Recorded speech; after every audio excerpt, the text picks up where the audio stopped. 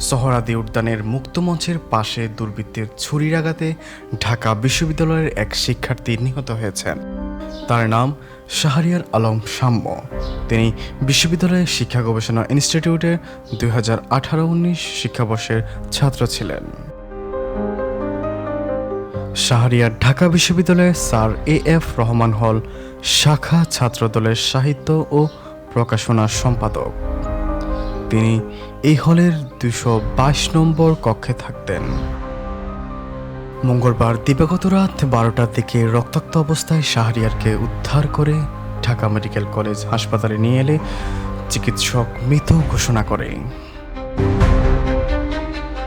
Dhaka medical college হাসপাতাল সূত্র জানায়, শাহরিয়ার রাত 12টার দিকে সোহরাওয়ার্দী উদ্যানে মুক্তমঞ্চের পাশে মূল সড়কে মোটরসাইকেলে করে যাচ্ছিলেন। এ সময় অজ্ঞাত পরিচয় ব্যক্তির মোটরসাইকেলের সঙ্গে তার মোটরসাইকেলের ধাক্কা লাগে। এ নিয়ে তাদের মধ্যে হয় কথা কাটাকাটি। এক পর্যায়ে অজ্ঞাত পরিচয় ব্যক্তি শাহরিয়ারকে ছুরির আঘাত করে পালিয়ে যায়।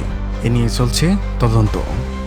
প্রতিদিনের আপডেট নিউজগুলো পেতে এক্ষুনি আমাদের চ্যানেলটিকে সাবস্ক্রাইব করুন।